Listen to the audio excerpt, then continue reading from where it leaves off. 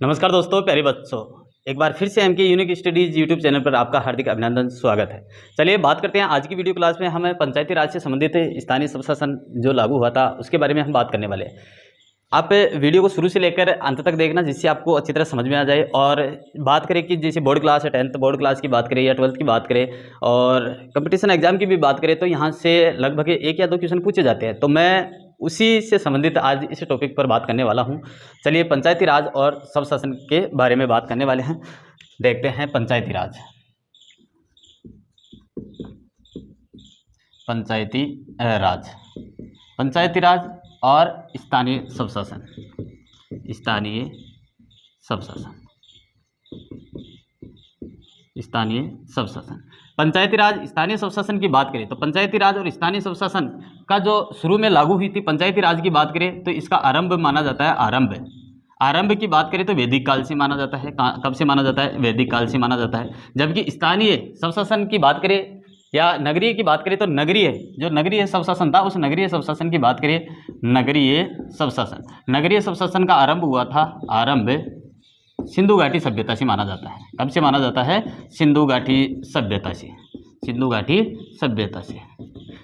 सभ्यता से माना जाता है। यानी पंचायती राज का आरंभ तो माना जाता है वैदिक काल से और नगरीय का आरंभ माना जाता है सिंधु घाटी सभ्यता से। तो स्थानीय व नगरीय प्रशासन की बात करें तो स्थानीय स्वशासन होता क्या है? स्थानीय स्वशासन वह होता है जो स्थानीय लोगों की समस्याओं का, जो भी स्थानीय लोगों की जो समस्या है उसका समाधान स्थानीय तरीके से, स्थानीय लोगों की समस्याओं का समाधान स्थानीय स्तर पर और स्थानीय स्तर पर करना, यानी कि स्थानीय प्रतिनिधियों के माध्यम से करने वाला शासनिक क्या कहलाता है? स्थानीय स्वशासन कहलाता है। दोबारा सुनना कि स्थानीय लोगों की समस्याओं का समाधान स्थानीय तरीके से, स्थानीय स्तर पर, स्थानीय प्रतिनिधियों के माध्यम से करने वाला शासनिक क्या कहलाता है? स्थानीय स्वशासन कहलाता है। तो ये है परिभाषा स्थानीय स्वशासन की। अब बात करें कि भारत में स्थानीय स्वशासन का जनक कौन था, तो जनक माना जाता है लॉर्ड रिपन। स्थानीय स्वशासन का जनक कौन था? जनक माना जाता है लॉर्ड रिपन। कौन माना जाता है? लॉर्ड रिपन माना जाता है। स्थानीय स्वशासन का जनक किसको कहा जाता है? लॉर्ड रिपन को माना जाता है। या मान लीजिए कि भारत में मूल संविधान में नगरीय स्वशासन का कोई व्याख्या नहीं की गई। जो मूल संविधान दे रखा है वहाँ पर नगरीय स्वशासन की कोई व्याख्या नहीं है। यानी कि मूल संविधान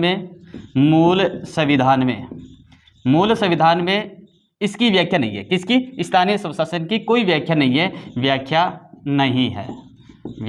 नहीं है। तो ये चीज़ भी ध्यान में रखना कि कभी कभार क्वेश्चन पूछ लिया जाता है कि मूल संविधान में क्या स्थानीय पंचायत राज की क्या व्याख्या मिलती है? नहीं मिलती, कोई व्याख्या नहीं की गई है इस नगरीय स्वशासन की कोई व्याख्या नहीं है। किसमें? मूल संविधान में। ग्रामीण पंचायती राज का वर्णन संविधान के कौन से भाग में दे रखा है? 4 भाग में दे रखा है। कौन से आर्टिकल के तहत? 40 के अनुसार ग्राम पंचायत का नाम दिया गया है। किसमें? संविधान में। ग्रामीण पंचायती राज की बात करें तो संविधान का भाग है। कौन से संविधान के कौन से भाग में इसका वर्णन किया गया है? संविधान का भाग दे रखा है 4। 4th जो भाग दे रखा है उसमें किसका वर्णन किया गया है? पंचायती राज का। कौन से आर्टिकल के तहत? आर्टिकल की भी बात करें तो आर्टिकल यानी कि 40। आर्टिकल 40 में किसका वर्णन किया गया है? पंचायती राज और स्थानीय स्वशासन का वर्णन किया गया है। और आगे हम बात करें जैसे संविधान के भाग 4 और आर्टिकल में 40 में तो ये वर्णन किया गया है पंचायती राज और स्थानीय स्वशासन है। लेकिन भारत में सर्वप्रथम ये कब से लागू हुआ या कब से बनाई गई? तो भारत में सर्वप्रथम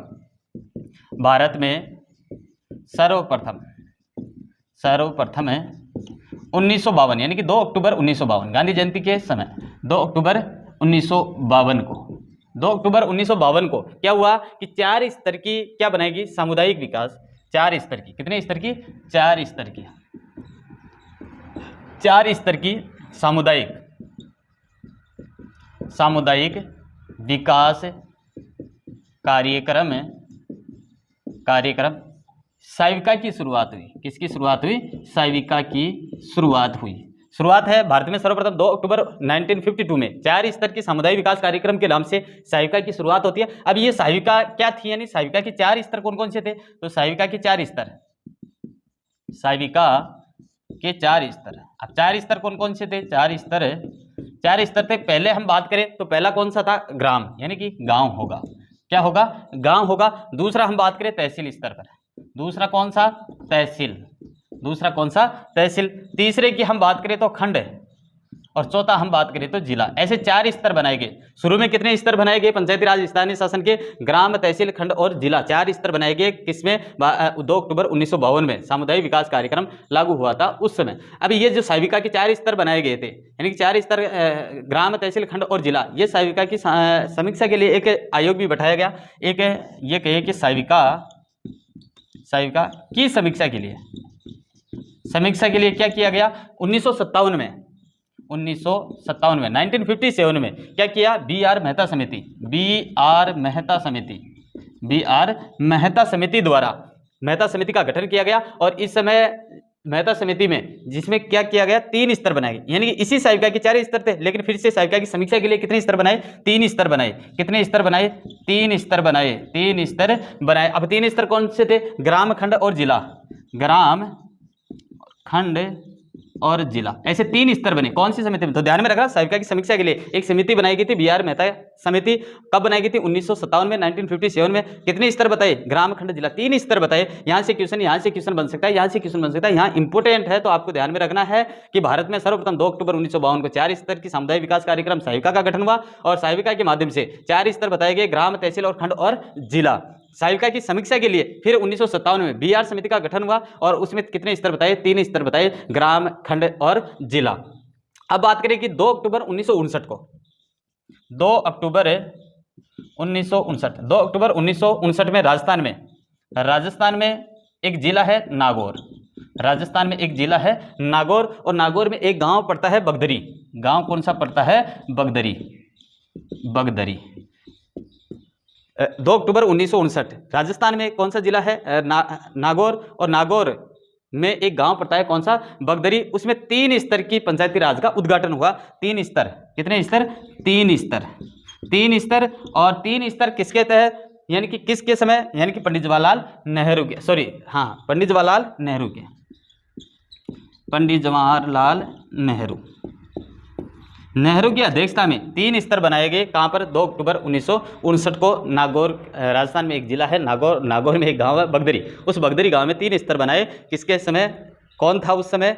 उस समय बात करें तो राजस्थान में मुख्यमंत्री तो था मोहनलाल सुखाड़िया। कौन थे इस समय मुख्यमंत्री कौन थे? यदि सीएम की बात करें तो मोहनलाल सुखाड़िया जी।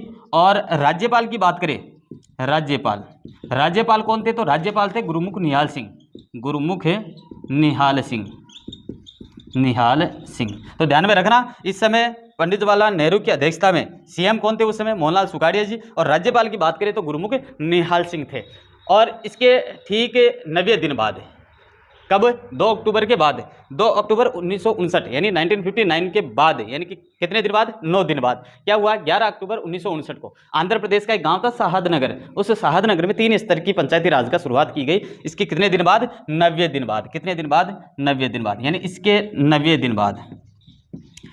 दिन बाद कब की बात है?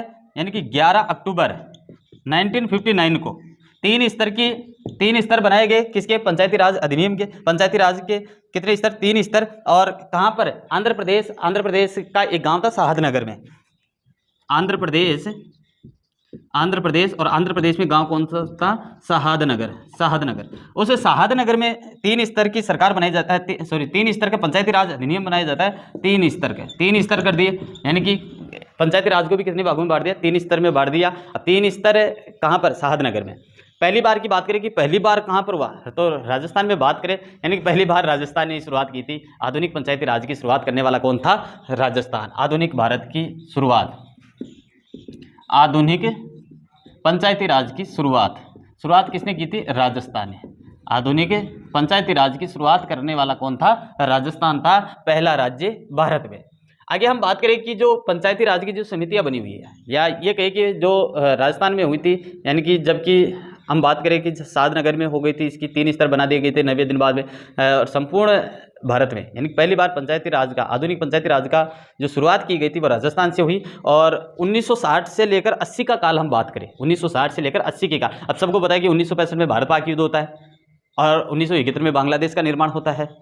1972 में फिर समझौता भी होता है, ताशकंद समझौता। तो हम बात करें कि इस समय क्या था, एक मामला बिगड़ा हुआ था। तो इस समय युद्धों से भयंकर था, क्योंकि शीत युद्ध का दौर भी चल रहा था। इधर भारत में भी जो पड़ोसी राष्ट्र थे उन राष्ट्रों से क्या थे, युद्ध होते रहे थे। तो इस कारण वो युद्धों में व्यस्त था कौन, भारत है। तो इस समय पंचायती राज को सही तरीके से वो चला नहीं सका और 1960 और 80 का काल क्या कहलाने लगा, संकट का काल।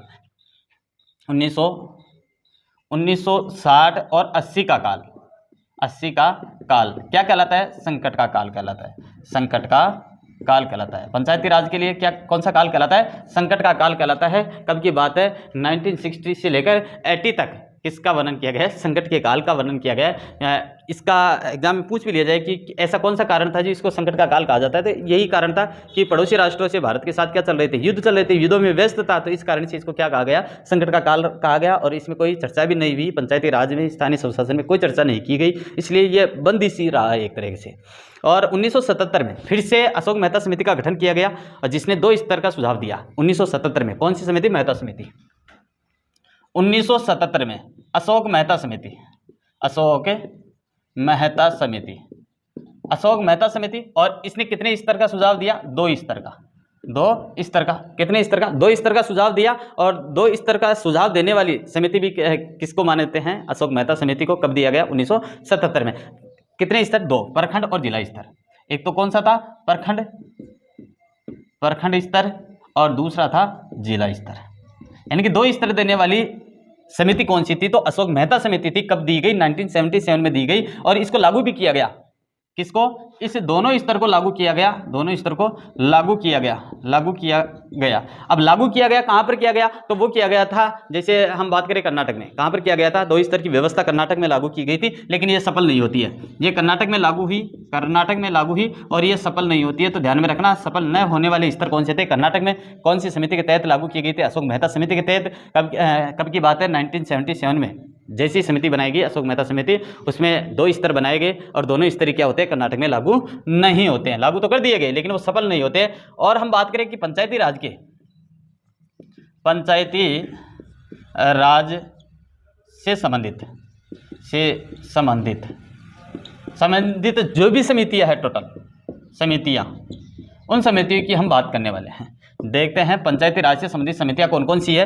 तो ये इंपॉर्टेंट, इन्हीं समितियों में से कभी कभार क्वेश्चन पूछ लिया जाता है कंपटीशन एग्जाम के लिए। तो आप इनको नॉलेज में रखना, और आप एक नोट्स कॉपी में उतार लीजिएगा, जिससे आसानी रहे पढ़ने में भी और नोट्स बनाने में भी। तो चलिए देखते हैं कि इनकी समितियां कौन कौन सी है। 1957 में एक समिति बनती है, कौन सी, बलवंत राय मेहता समिति। कौन सी, बलवंत राय मेहता समिति, मेहता समिति। तो ध्यान में रखना, बलवंत राय मेहता समिति 1957 में बनती है। और दूसरी समिति की हम बात करें 1977 में कौन सी बनती है, अशोक मेहता समिति बनती है, अशोक मेहता सेवा समिति, जिसने 2 स्तर दिए थे, प्रखंड और जिला स्तर पर। कर्नाटक में फिर भी सफल नहीं हो पाती है। फिर बात करें 1982 में एक समिति बनती है, हनुमंत राय समिति।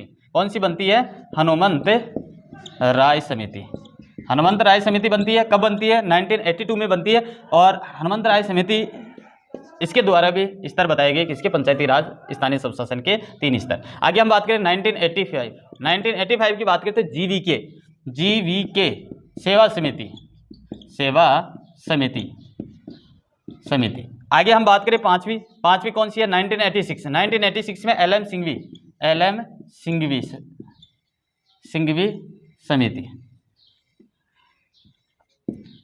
समिति,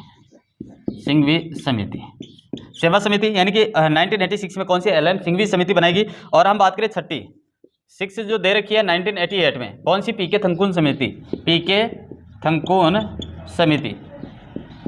थंगकुन समिति बनाई गई थी 1988 में। और 7वीं जो इंपॉर्टेंट है, 7वीं वेरी वेरी इंपॉर्टेंट है, वो कौन सी थी, 1991 में कौन सी थी, एनआर मृधा सेवा समिति, एनआर मृधा सेवा समिति। इसको इंपॉर्टेंट क्यों माना जाता है, क्योंकि इसी सेवा समिति के तहत 73वां और 74वां संवैधानिक संशोधन लागू करवाया गया था, संसद में बिल पारित करवाया गया था। और संसद में ये संवैधानिक संशोधन संसद में पेश किया गया एनआर मृधा सेवा समिति के तहत। ये एक नगरीय और एक पंचायती राज अधिनियम लागू होना चाहिए पंचायतों के लिए, यानी कि ग्रामीण क्षेत्र में और नगरीय क्षेत्र में, दोनों में निम्न स्तरीय या छोटे स्तर की सरकार या तीसरी सरकार या सामुदायिक सरकार का निर्माण होना जरूरी है, और उन्होंने ये करवाया भी। और कौन से संवैधानिक संशोधन, यानी कि बात करें 73वां और 74वां संवैधानिक संशोधन, 73वां और 74वां संवैधानिक संशोधन संसद में पेश करवाया, और इस पेश करवाने के बाद इसे लागू भी किया गया। कब की बात है?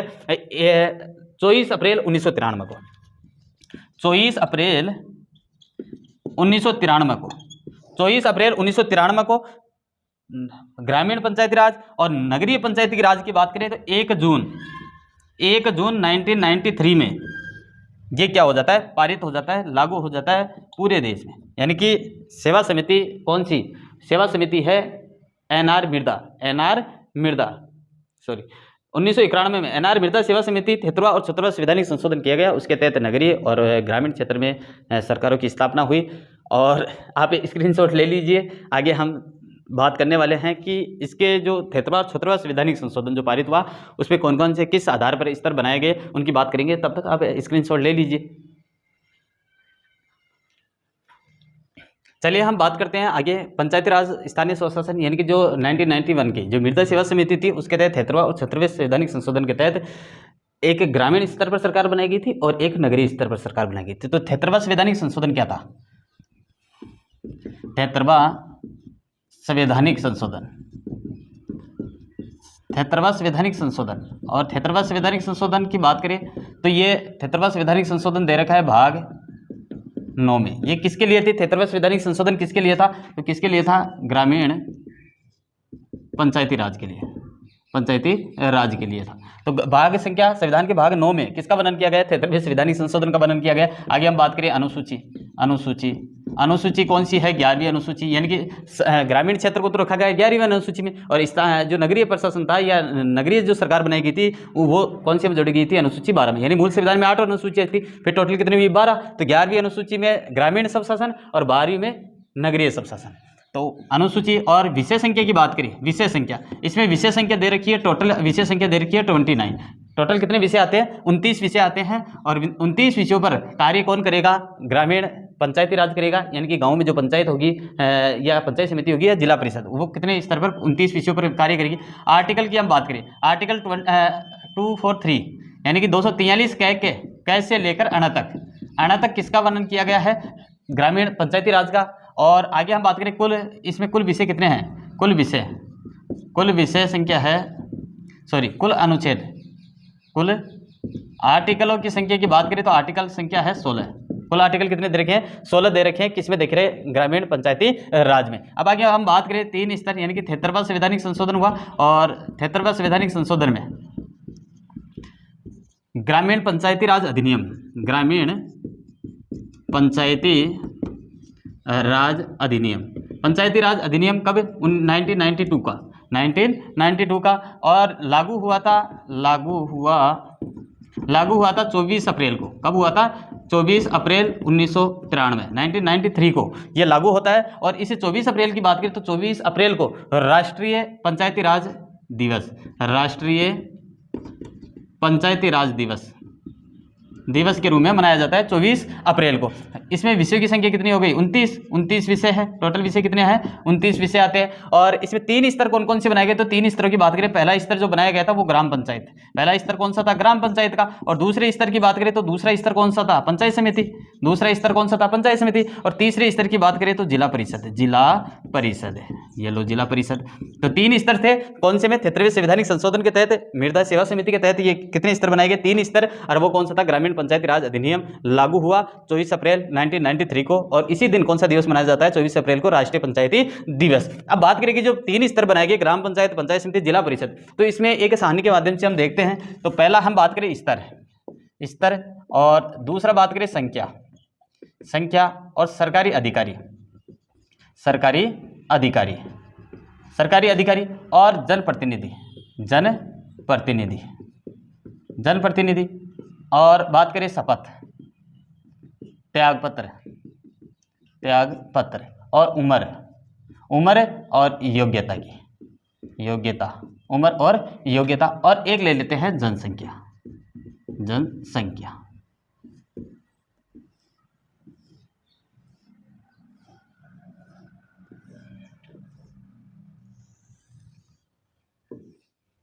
देखो, स्तर, संख्या, सरकारी अधिकारी, जनप्रतिनिधि, शपथ और त्यागपत्र, उम्र और योग्यता और जनसंख्या। अब यहां बात करें स्तर, यानी कि स्तर कौन सा? ग्राम पंचायत का। स्तर कौन सा?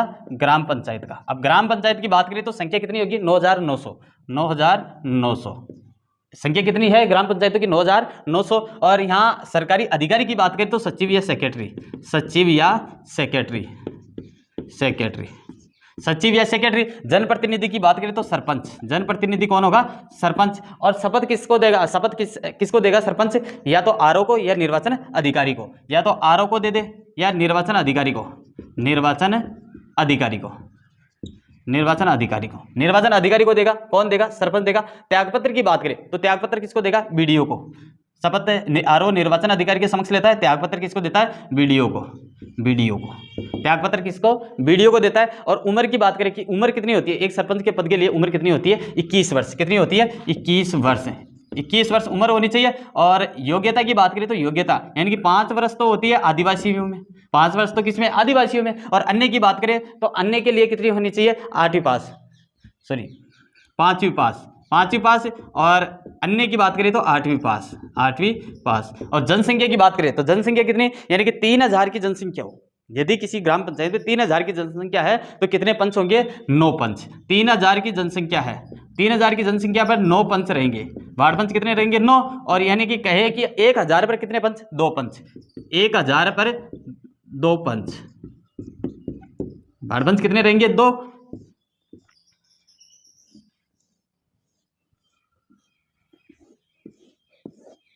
आगे हम बात करें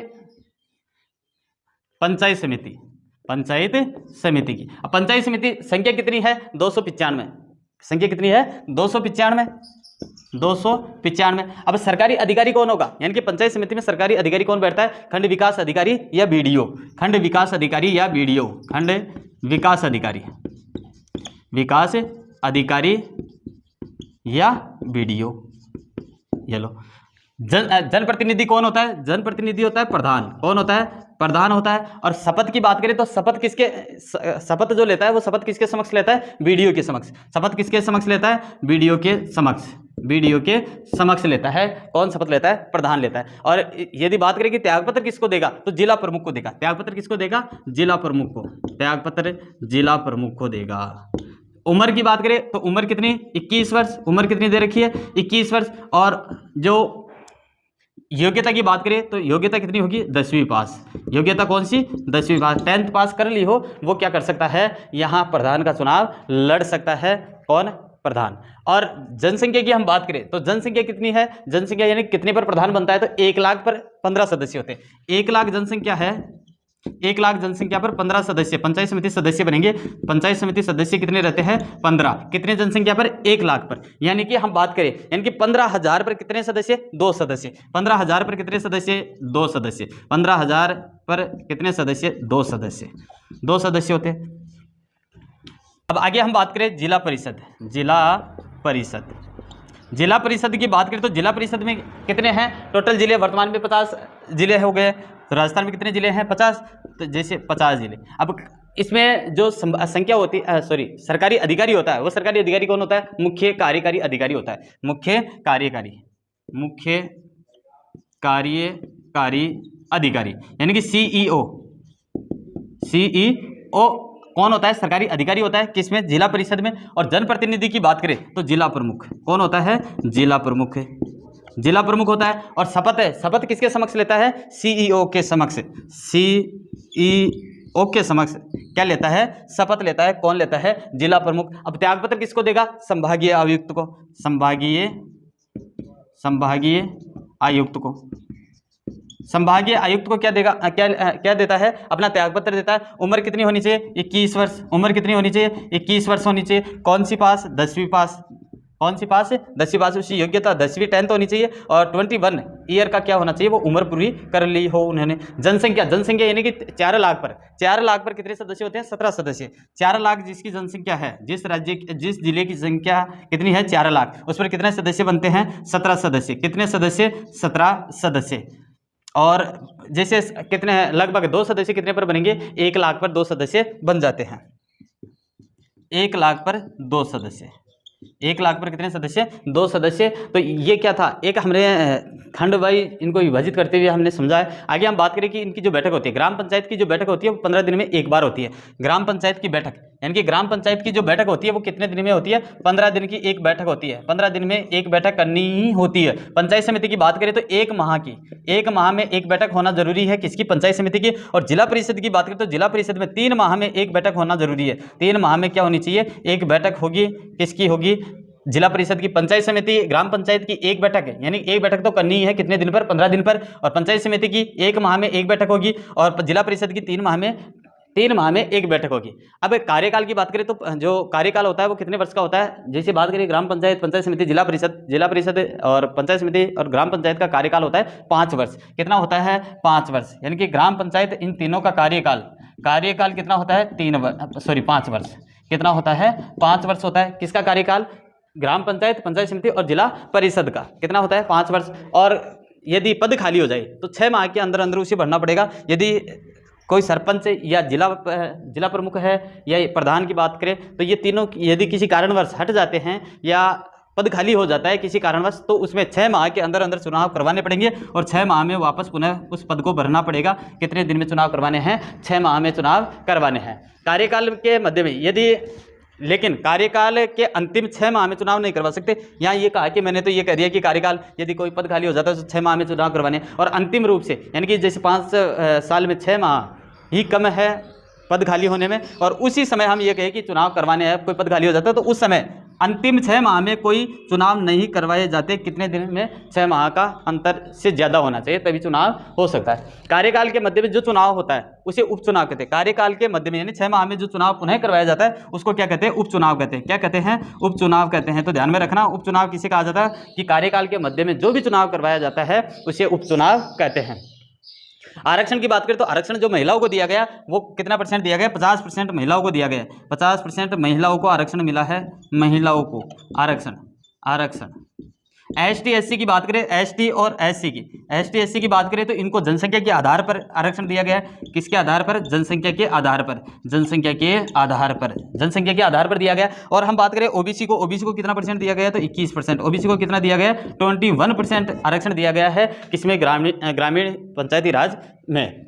और अब बात करें कि अविश्वास जो प्रस्ताव लाया जाता है, अविश्वास प्रस्ताव आरंभ के 2 वर्ष और अंतिम वर्ष में अविश्वास प्रस्ताव नहीं लाया जाता। यानी आरंभ के 2 वर्ष यानी अविश्वास प्रस्ताव की बात करें, अविश्वास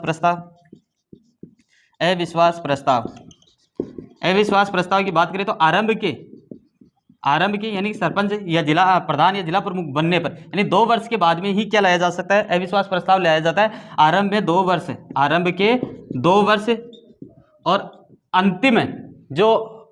अंतिम जो वर्ष होता है या ये कहे कि जो 5वां यानी 4 साल, 2 साल के बीच में लाया जाता है, और 2 साल और लास्ट की 1 साल यानी अंतिम वर्ष में कोई अविश्वास प्रस्ताव नहीं लाया जा सकता। क्या नहीं लाया जा सकता? अविश्वास प्रस्ताव नहीं लाया जा सकता। कितने वर्ष में? 2 वर्ष शुरू में और 2 वर्ष बाद में। और अविश्वास प्रस्ताव में पहलकर्ता कौन होता है? पहलकर्ता की संख्या होगी, यानी कि अविश्वास प्रस्ताव में पहलकर्ता जो होते हैं, पहलकर्ता कितने होने से? लगभग 1/3 सदस्य क्या कर सकते हैं? पहल कर सकते हैं। कितने सदस्य पहल कर सकते हैं? 1/3 सदस्य पहल कर सकते हैं। लेकिन उसे पारित करवाने के लिए यानी कि अंतिम रूप से पारित कब होगा? जब 3/4 क्या होंगे? सदस्य रहेंगे। 3/4 सदस्य इसे पारित करेंगे। अविश्वास प्रस्ताव पारित होते समय कितने सदस्य होना जरूरी है? 4 में से 3 सदस्य होने जरूरी है। और पहल तो कितने सदस्य? 1 सदस्य करता है। 3 सदस्यों में 1 सदस्य भी क्या कर सकता है? पहल कर सकता है। यदि अविश्वास प्रस्ताव आता है और पारित नहीं होता है तो 1 वर्ष के बाद में 1 वर्ष तक हम उस पर अविश्वास प्रस्ताव नहीं ला सकते। यानी कि यदि मान लेते हैं कि हमने कोई प्रस्ताव लाया अविश्वास का और अविश्वास प्रस्ताव किसी कारणवश पारित नहीं हुआ, या तो सदस्य संख्या के कारण या किसी अन्य के कारण पारित नहीं हो पाता है, फिर हम पुनः उन पर अविश्वास प्रस्ताव पुनः लाया जाए तुरंत, तो वो प्रस्ताव नहीं लाया जा सकता। कितने वर्ष बाद में लाया जाएगा? 1 वर्ष के बाद में फिर से उस पर ट्राई करनी पड़ेगी, अविश्वास प्रस्ताव पहल करनी पड़ेगी। कब? 1 साल बाद में। यानी कि यदि कोई समय हो जाए 1 साल बाद अविश्वास प्रस्ताव लाया जाएगा, क्योंकि यदि पारित नहीं होता, पहले कोई अविश्वास प्रस्ताव लाया गया और पारित नहीं होता है तो हम कितने दिन बाद में लाएंगे? 1 वर्ष बाद में लाएंगे। क्या लाएंगे? अविश्वास प्रस्ताव, चाहे ग्राम पंचायत का सदस्य हो, चाहे सरपंच हो, चाहे प्रधान हो, चाहे जिला प्रमुख हो।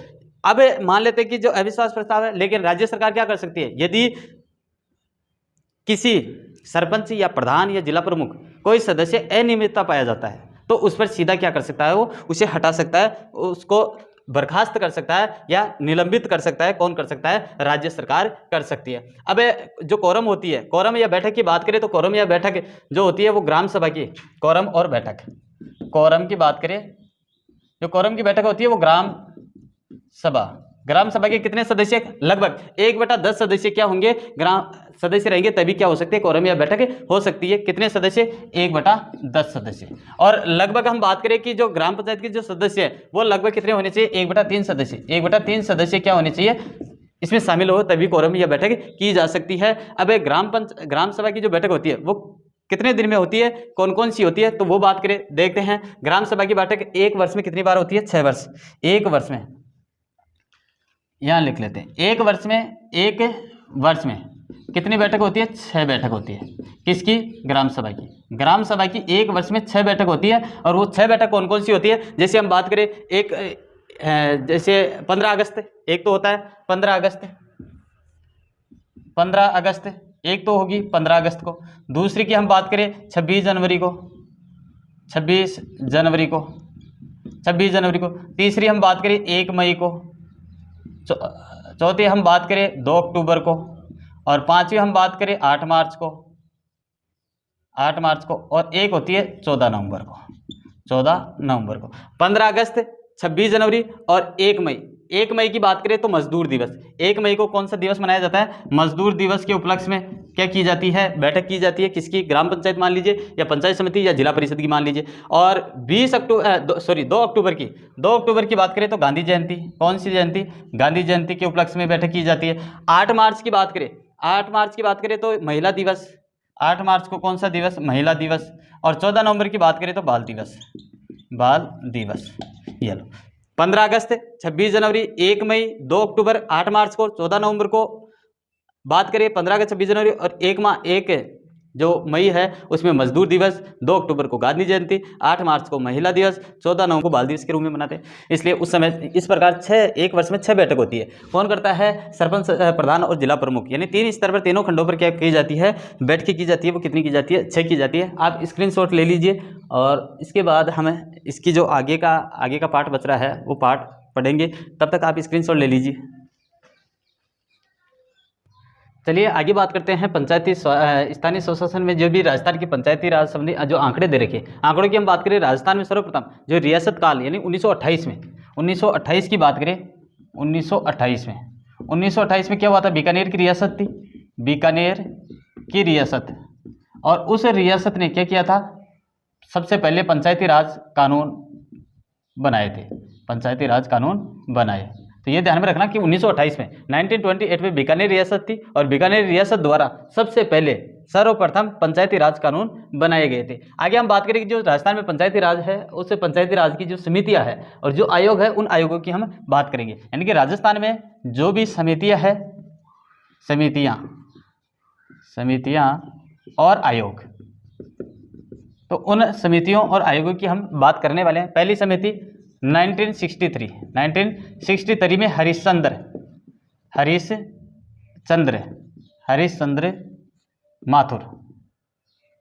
माथुर समिति थी। और उस समिति के द्वारा सब क्या किया गया था, इसे प्रथम प्रशासनिक सुधार आयोग भी कहा जाता है। प्रथम प्रशासनिक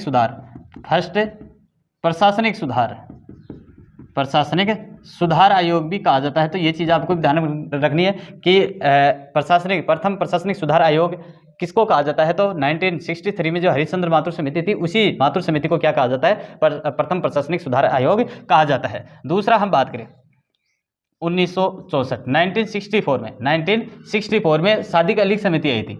सादिक अली समिति। अब ये समिति क्या थी, जो ग्राम सभा थी, उस ग्राम सभा को और भी शक्तिशाली बनाने के लिए ये समिति थी। सादिक अली समिति ने क्या किया था कि जो भी यानी कि ग्राम सभा है, उस ग्राम सभा को शक्तिशाली बनाना, ग्राम सभा को क्या बनाना, शक्तिशाली बनाना। ये चीज़ किसके द्वारा? सादिक अली समिति। आगे हम तीसरी बात करें 1973 में कौन आता है? गिरधारी लाल व्यास समिति। गिरधारी लाल व्यास समिति, गिरधारी लाल व्यास समिति। आगे हम फोर्थ जो है 1990 में ये एक समिति थी, वो समिति कौन सी थी? हरलाल समिति, हरलाल सिंह खर्रा समिति, हरलाल सिंह खर्रा समिति। हम आगे हम बात करें पांचवी समिति कौन थी? 1996 को अरुण कुमार समिति, अरुण कुमार समिति, अरुण कुमार समिति।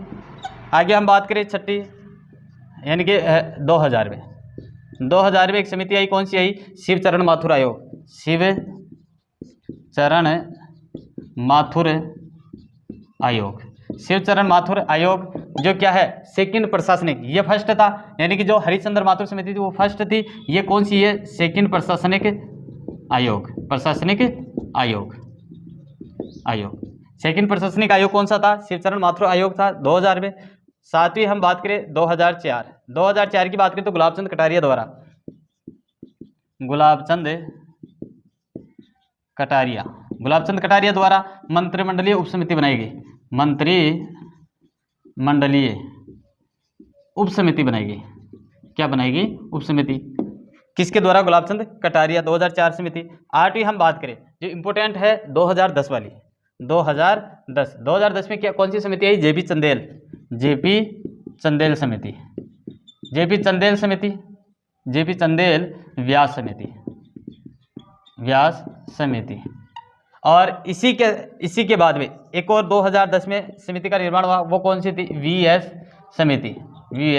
समिति। और इसमें क्या किया गया? 5 विषय ग्रामीण पंचायती राज को दिए गए थे। कितने विषय दिए गए थे? 5 विषय दिए गए थे। कौन सी समिति के तहत? वीएस समिति के तहत। कितने? 5 विषय पंचायती राज को दिए गए, ग्रामीण पंचायती राज को दिए गए, ग्रामीण पंचायती राज को दिए गए। अब कौन कौन से विषय थे? तो हम बात करें पहला जो शिक्षा, सबसे पहला कौन सा है? कृषि। दूसरा हम बात करें जो भी है महिला बाल विकास।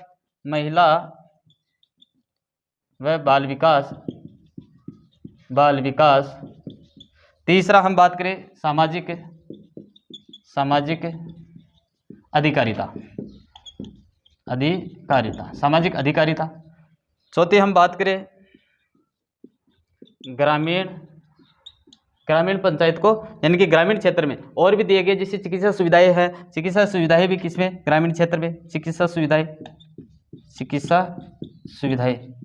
और एक वापस ले ली गई थी, कौन सी वापस ले ली गई थी? जो आरंभिक शिक्षा थी, प्रारंभिक जो शिक्षा थी वो वापस ले ली गई थी। आरंभिक शिक्षा वापस भी ले ली गई, चलिए हमने बात की है पंचायती स्थानीय स्वशासन की। और इसके अलावा और भी बात करें तो जैसे समितियों के अलावा राजस्थान में पंचायती राज अधिनियम 1993 में एक प्रस्ताव आता है राजस्थान में पंचायती राज अधिनियम के लिए, और ये लागू होता है 23 अप्रैल 1994 को। यानी कि राजस्थान की बात करें, कहाँ पर? राजस्थान की बात करें तो 1993 में क्या होता है? एक अधिनियम आता है किसके लिए? पंचायती राज अधिनियम के, और यह पारित हो जाता है, लागू हो जाता है 23 अप्रैल 1994 को। 23 अप्रैल 1994 को यह लागू होता है। जैसे हमने भारत में बात की थी, भारत में पंचायती राज अधिनियम कब आया था? 1992 में। और लागू कब हुआ था? तो वो हुआ था 1993 में, यानी कि 24 अप्रैल 1993 में। 24 अप्रैल को कौन सा? राष्ट्रीय पंचायती राज दिवस मनाया जाता है। और राजस्थान में पंचायती राज अधिनियम, जो पंचायती राज नियम बनाए गए थे वो कब बनाए गए थे? 1996 में। यानी कि राजस्थान की बात करें तो 1996 में क्या बनाए गए? नियम बनाए गए थे। वो किसके लिए बनाए गए? राजस्थान में पंचायती राज के लिए। वार्ड सभा की बात करें, वार्ड सभा राजस्थान में वार्ड सभा की शुरुआत जनवरी 2000 से हुई थी। वार्ड सभा की शुरुआत की बात करें तो वार्ड सभा की शुरुआत कब हुई थी? 2000 में। वार्ड सभा की शुरुआत कौन सी सन में हुई थी? 2000 में। और वार्ड सभा की अध्यक्षता भी कौन करता है? वार्ड पंच करता है। और राजस्थान में नवंबर 1995 के बाद ये कह दिया गया कि जो तीसरी संतान को जन्म देने वाले जो पति पत्नी है या दंपति है वो चुनाव लड़ने योग्य नहीं है, उनको चुनाव लड़ने की अनुमति नहीं दी जाएगी, क्योंकि उनकी तीसरी संतान। कब की बात है? 1995, यानी कि 1995 के बाद की बात है। यदि उससे पहले है तो कोई दिक्कत नहीं, लेकिन 95 के बाद में है तो फिर क्या होगा? मैं चुनाव नहीं लड़ सकता, जो भी दंपति है पति पत्नी वो चुनाव नहीं लड़ सकते। चलिए आज की वीडियो क्लास एक मैराथन के रूप में रही, और मैं उम्मीद करता हूँ आपको अच्छे से समझ में आया होगा, और वीडियो को लाइक शेयर सब्सक्राइब करना और ज़्यादा से ज़्यादा शेयर भी करना। जय हिंद, जय भारत।